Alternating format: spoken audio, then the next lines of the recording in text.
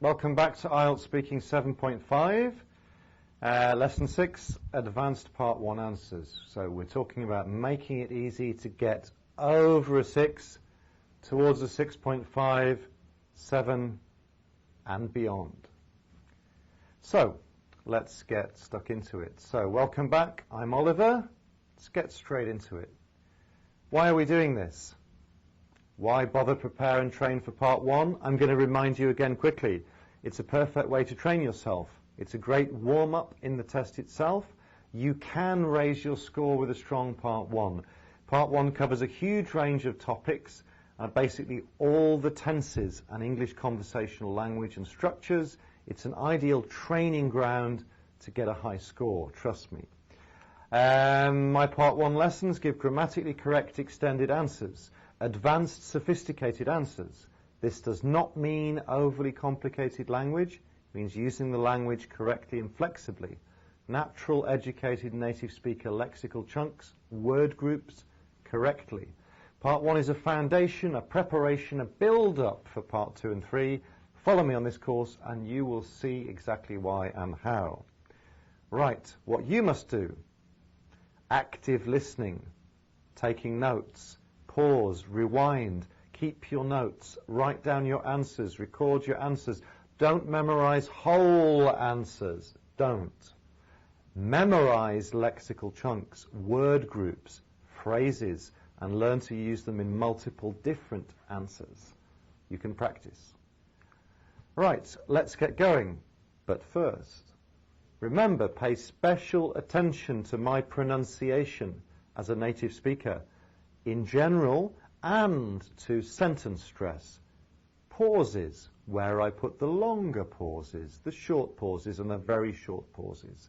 The music of my language, note down lexical chunks and word groups that I use, because I group words together. This is how we speak. Go back, rewind, listen, re-listen, write your own notes, study your own notes.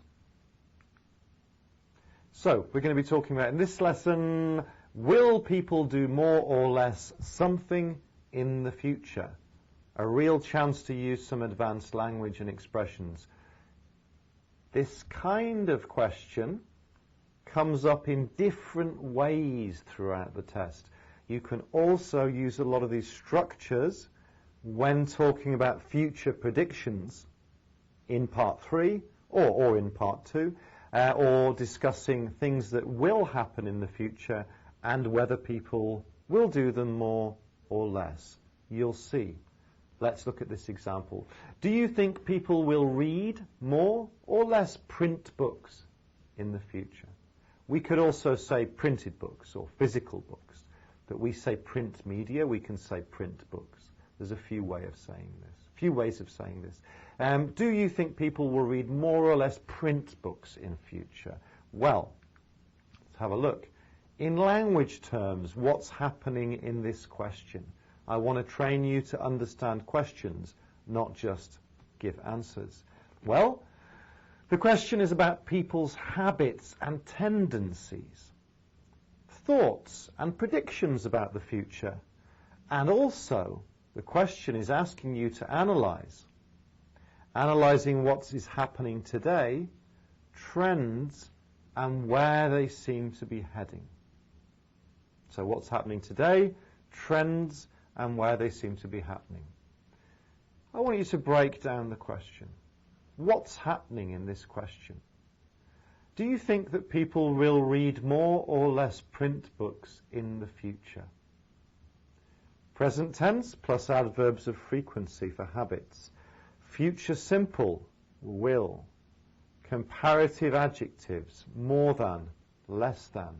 So that's what we're talking about. The questions Cambridge create are drawing grammar from you, or they're trying to. They're asking you to respond in certain grammatical ways to test whether you get that grammar, those structures, that lexis, those word groups, those lexical chunks right, pronounce them right, and put them together like a native speaker. That's what Cambridge are doing. This question is designed to get to see whether you can use present tense and adverbs of frequency correctly, whether you can use a future simple will correctly, and whether you can use comparative adjectives correctly. As many questions do, you see the same patterns repeating. What you learn in this lesson, you can use flexibly in many, many questions in the test. Right, so will people do more or less in the future? Do you think people will read more or less print books in the future? Here's my answer. Well, I'm absolutely certain that e-books on devices, like tablets or smartphones, will take over from traditional, what do you call them, physical books, print books. Tablets are now much more affordable than before, and they've really taken off. They're ubiquitous, in fact. They're no longer a novelty, they're the norm. Pretty much everyone has one. They also have huge storage, and you can fit thousands of books just on one small device. So I'm sure people will read print books less and less in the future. Notice I slow down a bit towards the end and my voice drops down. That's a good technique for getting a higher score on pronunciation. Okay, so logic. Let's look at the logic first. How do I answer the question? Well, I start with a statement of opinion, expressing my level of certainty. In this case, I'm absolutely certain that e-books will take over from. Secondly, I give reasons and examples to support my statement of opinion. Tablets are much more affordable than before, etc. Thirdly, I make a reaffirmation of my opinion. So, I'm sure people will read print books less and less. A reaffirmation. I'm stating my opinion again in my conclusion. So I'm sure people will read books less and less. So, statement of opinion, reasons and examples, reaffirming the opinion in a conclusion. Classic, standard model logic here. So, expressing certainty or doubt. Again, you can use this in any part of the test when you express an opinion. I'm absolutely certain that e-books or on devices like tablets or smartphones will take over from traditional print books. I'm absolutely certain. But what if I'm not so certain? I could say, I'm fairly certain. I could say, I'm sure, I'm certain that. I'm not convinced that. I doubt that. Plus a will future to make a statement about how sure or not sure you are that something might or will happen in the future. So this is a good introduction or an opener. More examples. I'm fairly certain that people will read more in the future. I'm sure we will all live more healthily in the future. I'm not convinced the authorities will improve the air in the future. I doubt that robots will take over from human beings in the future. I believe it's unlikely we will drive flying cars in the future. Will and won't. Don't get this wrong. Basic grammar, again, will stop you getting a 6 if you make basic grammar errors. Examples. Remember, one of the uses of will is to talk about things in the future we are speculating about, predicting. I'm fairly sure I will use mobile phones more in the future. I'm convinced that people will drive a lot less in the future. I doubt people will read print books in 10 years or so. I don't think that anyone will drive their own cars in 25 years. So you know this will structure, will plus bare infinitive. Get it right. Simple, but again, basic errors will stop you improving your score. I said we were talking about will and won't. Remember the difference. This is won't. Don't forget. Will, bare infinitive. Won't, bare infinitive. There will, there won't. I think there will be a lot of international restaurants here in future. I think there won't be many libraries left in 10 years. Or it's perhaps better to say, I don't think there will be many libraries left in 10 years. So remember this. I think there won't be many libraries. When you think this sentence, change it to the more advanced structure, technically much more correct structure. I don't think there will be. Remember this. When you negative it, it's better to say I don't think there will be than I think that there won't be. I don't think there will be many libraries in the future. Will people read more or less print books in the future? Well, let's look at the sentence in bold, the phrase in bold. What do you call them? Physical books, print books? Can you see I'm not sure about a word here? Even native speakers are not always exactly sure about how to say or describe the exact thing they want to talk about. So why is that? There's two things I'm doing here. I'm buying time by expressing my doubt honestly, and I'm paraphrasing. I'm actually also sounding very native. Listen to the whole sentence. I'm absolutely certain that e-books on devices like tablets or smartphones will take over from traditional, what do you call them? Physical books, print books. What do you call them? It's a rhetorical question. You're not asking the examiner what you call them. You're asking yourself, what do you call them? What do you call them? Physical books, print books. We can't say what to call it. It's a common mistake, even with higher level learners. What to call it? What to call them? No. What do you call them? What do you call them? What do you call them? What do you call them? What do you call them? Rhetorical question for yourself. When you can't find the word, you're buying time, and then you come up with an appropriate paraphrase or a synonym. Physical books, print books. Physical books is a good enough synonym, a good enough paraphrase. Sounds quite nice. A physical book contrasted with a digital book. What do you call them? You know, physical books, print books. So buy yourself time if you need to, and show the examiner you can paraphrase or come up with a synonym. Again, useful technique, so I wanted to get this in here in lesson 6. Right, so buying time and paraphrasing, again, a bit more on this. When you can't find a word, you can also use a contrast. It's a different method of paraphrasing, I'll show you. Using a synonym and a contrast technique. I'm not sure what we call them. Printed materials, printed books, rather than ones on electronic devices. Rather than ones on electronic devices. Physical paper books, as opposed to digital ones. Real books, traditional books, I mean, as opposed to e-books. So see how I'm using a contrast to actually illustrate a paraphrase, an example, and buy a bit of time. Sounds very, very native when you can't think of a word. You produce a contrast paraphrase example. Right, so will people read more or less print books in the future? Look at the bold text here. Tablets are now much more affordable than before, and they've really taken off. They're ubiquitous. They're no longer a novelty. They're the norm. Pretty much everyone has one. So, we're describing commonality and popularity.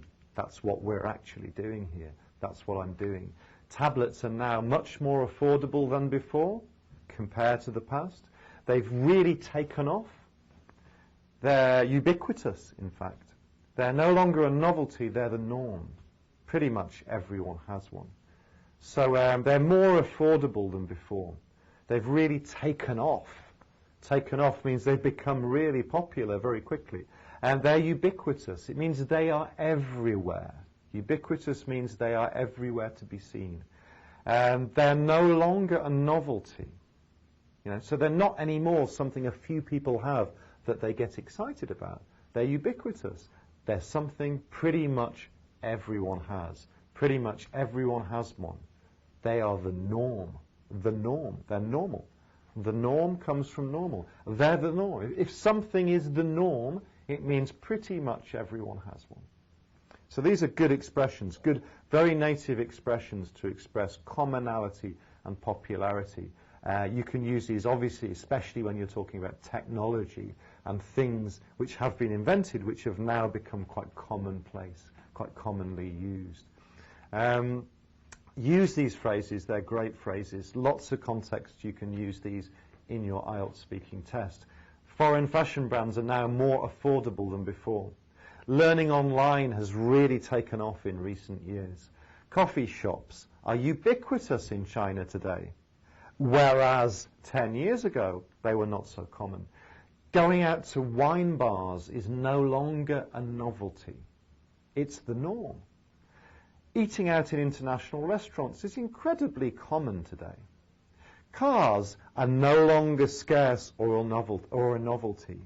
Pretty much everyone has one. So see these bold underlined sentence phrases, lexical chunks, word groups, memorize them, use them in different answers across the whole test. Remembering the present perfect. It's important to get the tenses right. Have really become plus adjective or preposition of time. Trends which started in the past and still continue to have effect now. It has become really popular these days, you know, like traveling overseas. It has become something everyone does today. It has developed incredibly in recent years. Tourism industry, for example. They have improved in leaps and bounds since I was a kid. You know, cars maybe, public transport systems, the subway. The pollution has gone down in the past few years. Prices have increased so much in Beijing this past 5 years. So, good present perfect phrases. Get the present perfect right.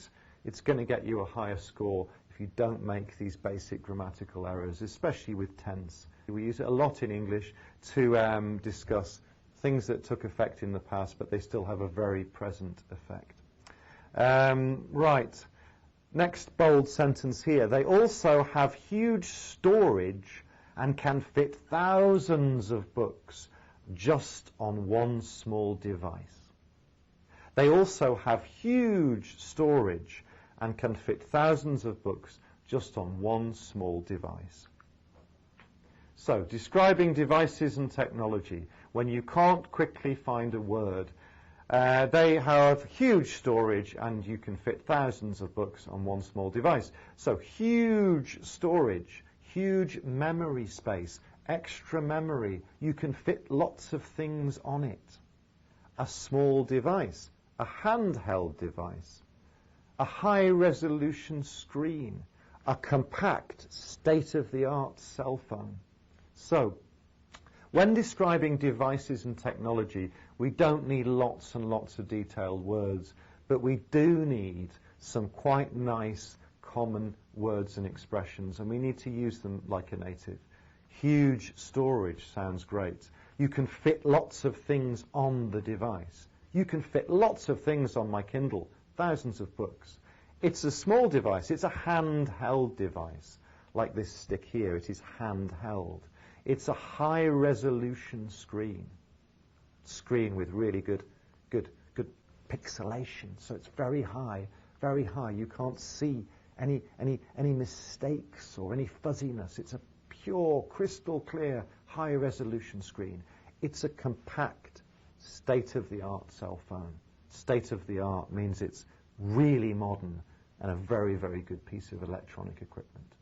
Okay, so 5, adjectives of convenience again. These come up across the whole of the test because we use lots of adjectives when we speak in English, native speakers. We don't use complicated adjectives, but we use lots of adjectives, as I mentioned many times. They're more affordable now than in the past. Something is affordable. It's a good, juicy adjective. It's affordable. The system is more efficient today. These devices are incredibly convenient. Trains are a lot more comfortable and much faster these days. Phones are simply more compact and user-friendly today. People today tend to be wealthier and more fashionable than in the past. So again, there's no vocabulary here which is particularly complex, but the way I'm saying it, how I'm putting the sentences together, the lack of errors, it's a high-scoring, brilliant, native-speaking, advanced way of delivering an answer, incorporating these kind of lexical chunks. Let's move on to first conditionals to express the future. If plus present simple plus will. First conditional, you know the structure. If I study really hard, I will be able to get into Brighton University. If people continue to destroy the environment, we will kill all life in the seas and oceans. If people make more effort to care for the environment, life on Earth will live longer. If technology keeps advancing this quickly, I'm sure robots will rule the world. So, predictions about the future using a first conditional are quite common. Nice again because we're using a slightly more complex grammatical structure correctly. It's likely to get us a higher score. Less and less and more and more. Okay, these expressions can be tricky. We might not use them that much, but let's use them correctly. So I'm sure people will read books, print books, less and less in the future. People will exercise more and more in the future. People will do more and more exercise. What's the difference? People will eat local food less and less. People will eat less and less local food. Look at these examples. Pause the video if you need to. What's the difference? Frequency versus quantity. People will exercise more and more. Means they will do exercise more frequently, more often. You know, instead of 2 times a week, they might do it 3 times a week. People will do more and more exercise. They will do a bigger quantity of exercise. So one, after the noun, indicates frequency, or how often somebody would do something, and before the noun indicates quantity, the amount of what people will do. So examples. Exercise is not the best example, actually. These are better examples. So more often versus more of the thing. I think that students will have more and more opportunities to be creative in schools in future. That means opportunities that will come more often. Social media enables people to communicate more and more easily across long distances. Increasingly easy. Today, people use private cars less and less as public transport is improving. So their frequency goes down. We usually use it in this way to express something that we do more often or less often. Rounding off with so. So in the end, I restate my opinion. So I'm sure people will read print books less and less in future. So I really believe that plus will. So I'm convinced that plus will. In conclusion, I'm pretty sure that plus will. So because of this, I have no doubt that plus will. So it doesn't need to be complicated, but get these phrases right. I know you know these, but you've got to get them right, and they've got to become an automatic, natural part of your English speaking. And that takes simply practice. So let me read the model answer again. Will people read more or less print books in the future?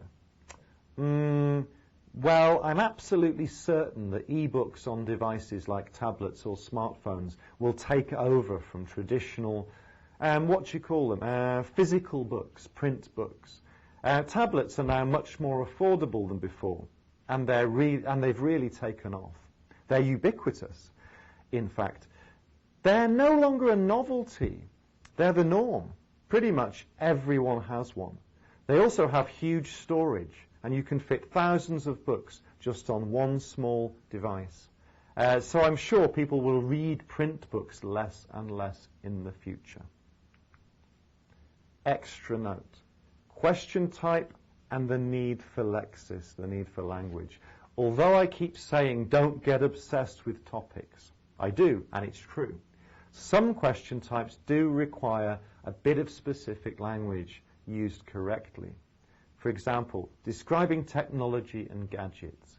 You don't need lots of complicated language, but you've got to get the basics right like a native speaker. And there's a lot of phrases people use which candidates often get wrong when talking about these topics. Describing film and television, advantages and disadvantages of studying overseas or living overseas, newspapers, magazines, social media. So these 4 fields in particular, you need to build up some vocabulary.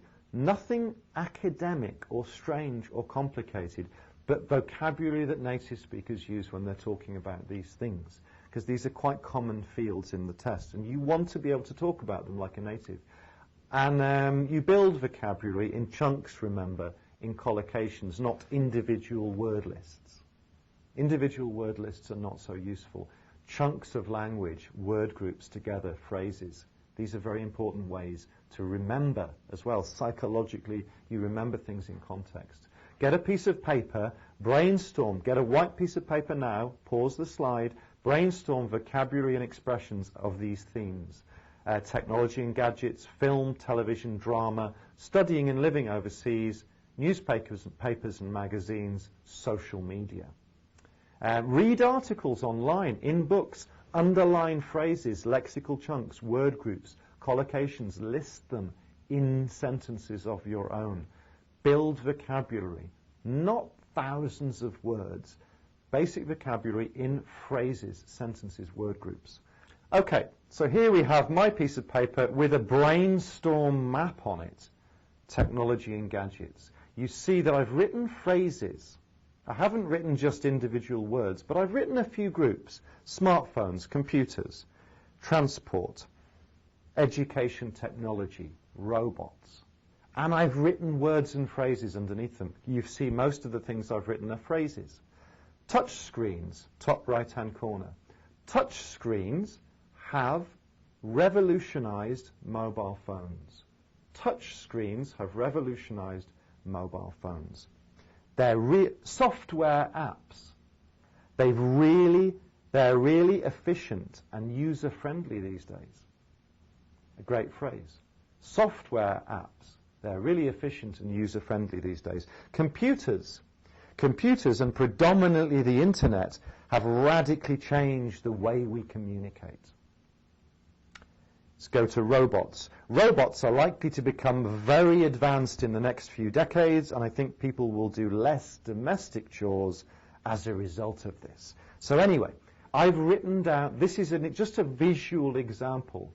Write down your main topic, write down little subtopics like the legs of the spider, and don't just write individual word lists. Write phrases and little sentences, word groups. Memorize them so you can flexibly use them in various parts of the speaking test. Right, so that's building vocabulary. Task. Before we finish, I'd like you to listen to what I've got to say. I'm reading out these questions, and then pause the video and spend at least an hour writing lots of answers to these questions using the language we have covered in this lesson. So, write and speak answers to all of the below questions. Will robots do more and more of people's jobs in the future? Do you think that you will watch more or less foreign films in the future? Do you think more people will go overseas in the future?